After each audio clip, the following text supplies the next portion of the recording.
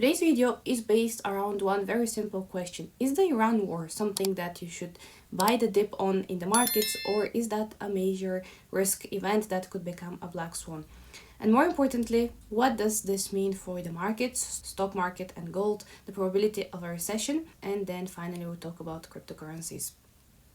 This topic is particularly interesting right now because just 2 days ago there were talks that this conflict might end very quickly. Many people thought that the situation would be resolved fast after the reported death of Ayatollah, but as of today the conflict is still ongoing, and the real question now is how long would this last and how further it would get, because as we see there are explosions on both sides, a lot of people being hit, killed. The escalation in the Middle East is becoming bigger and bigger, and the two questions are how long would this go for and how dangerous the situation could get, because the length of this conflict could determine whether the impact on global market is small or extremely significant, and on that basis we can talk about our investment. And the key signal we can watch to understand what happens next is actually very simple. One of the signals is oil prices. If you track oil markets, you can often tell whether geopolitical conflicts are escalating or resolving. So today I want to talk through a framework to understand this situation clearly. We'll break it down into a couple of parts. Let's look where we are sitting right now with the Iran conflict. And of course, I'm not a geopolitical expert like all of you. I tend to look for information from other experts or on social media and understand the situation and link that into crypto and the markets.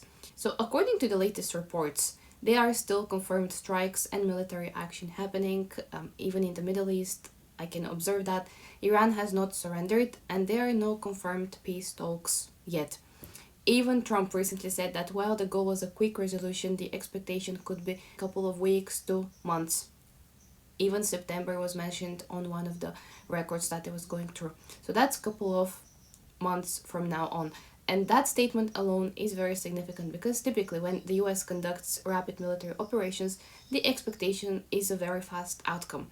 So if we're already talking about several months, markets would start paying attention to this. And the longer this continues, the more the risk shifts from a headline event that we just see on social media to a real economic event with serious impacts. So if we look at the stock market first, historically something surprising happens when the US enters wars. Stocks often go up. You might see this as unbelievable, but historical data shows this very clearly.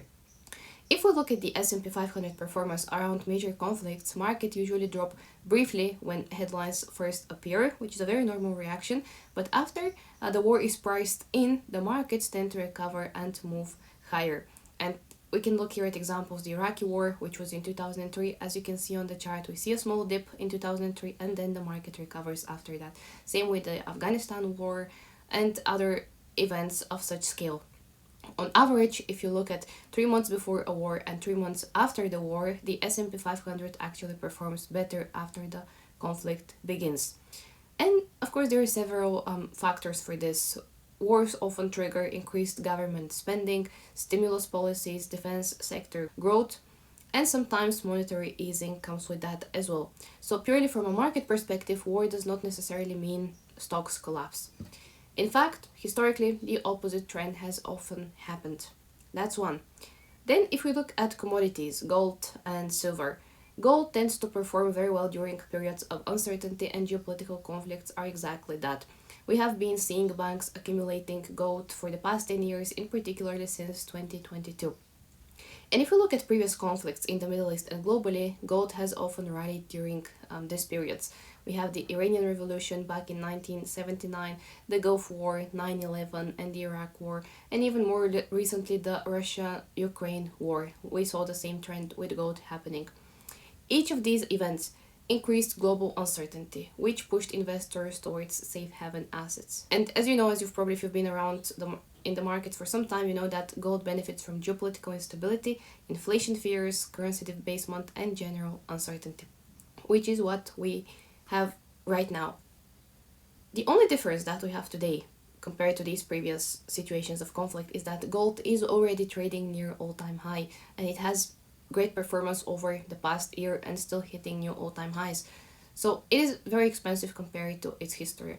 But during major uncertainty event, markets can stay irrational for quite a while, so betting against gold during geopolitical uncertainty is not the best idea right now. Yes, we know that it was sitting at all-time high. They're slightly cooling off right now because people are chasing oil, but betting against that and shorting the market is not a good idea, to be honest. And I personally wouldn't risk it. Now, I mentioned oil, and oil is the key variable here in this because this is where things are getting very important. The biggest market impact from this conflict is not the war itself, it's oil. And world still runs on oil, and the most important location in the entire situation is the Strait of Hormuz. Strait of Hormuz. This narrow waterway connects the Persian Gulf to global shipping routes. About 20% of the world's oil supply passes through this single corridor. On one side of the strait, you have countries like UAE, Oman, Saudi Arabia. On the other side sits Iran. So if shipping through this strait is disrupted, even partially, which we already see it being disrupted actually, it immediately impacts global oil markets, and we see global oil markets skyrocketing. And when oil spikes, that spreads through the entire economy, not just oil itself. That means you would have higher transportation costs, higher production costs, higher inflation, slower consumer spending. Immediately you have those impacts. And that all of this links to one thing: recession. It links to recession. And another big question comes here is how long is too long? Based on historical comparisons, there are two scenarios. One is short conflict. If the conflict ends within 2-3 weeks, market usually absorb this shock. Oil spikes briefly, which we see right now happening. Chain supply stabilizes pretty quickly. You have examples here: the 1986 US strike on Libya and the 2020 strike that killed the General Soleimani. In these cases, markets quickly moved on. Then, the second scenario, if this becomes a prolonged disruption. If this conflict lasts for weeks or months, it becomes a real economic risk. There is an important thing. If you go back to 1973, Arab oil embargo triggered a global recession, and the 1979 Iranian crisis disrupted oil markets for over a year. So the key point is here that even if war ends, but oil shipping remains disrupted, markets will remain heavily under pressure. So it's not about the war stopping, it's also about those key points being unlocked and not disrupted anymore. There is one simple signal that we can watch in this scenario, and that's oil prices, specifically the global benchmark known as Brent crude. Brent crude oil right now is trading around $80 range per barrel, the low 80s. And there are two levels that matter. If we go to 85, potentially if the conflict resolves quickly, oil will likely spikes above the 85 level and fall back below this level. And that would mean the market believes supply disruptions are temporary. But then if we go above 95, that's the second level, $95, 90 to 95, that becomes a serious warning signal. That would represent a multi-year high and indicate markets expect prolonged supply disruptions. If oil reaches that level, then the economic impact could spread very, very quickly. And then if we go to 100, that's a major economic disaster. Now, finally, what all of this means for crypto and Bitcoin in particular. Unlike gold or stocks, Bitcoin behaves differently in these situations during geopolitical stress. Bitcoin is a risk-on asset. It thrives when liquidity is strong, when investors feel confident, not the other way around. So if this conflict resolves quickly, Bitcoin probably continues following its normal cycle. We're now sort of in the early bottom stages. We might see lower prices around Q3, where I see us bottoming out, and continue to the upside on Q4. So around a year of bear market. But if this war drags on and oil spikes, that could damage investor confidence in the long term. And when confidence falls, risk assets tend to get hit first. So in a worst case scenario, Bitcoin could revisit its 200-week moving average, historically a key support level that it bounces back up in every bear market from that level. So we might see more downside. We touch that 200-week moving average and we bounce back up. That's roughly around the between 52 and 58,000 range. In extreme scenario, it could even dip below that temporarily. I would say the 49K level. But historically, that level has been one of the strongest long-term buying zones in Bitcoin's history, and that's why it's a major key level. And every time we touch it, we bounce back up. So we might, in the worst case scenario, we could go below it temporarily and then recover. So this framework is very important to watch, but right now the most important signal to watch over the next month is how long this conflict would last. If it ends within 2 to 3 weeks, then markets will likely move on. But if it drags beyond that, as there are talks right now, it continuing until September, then risk increase significantly.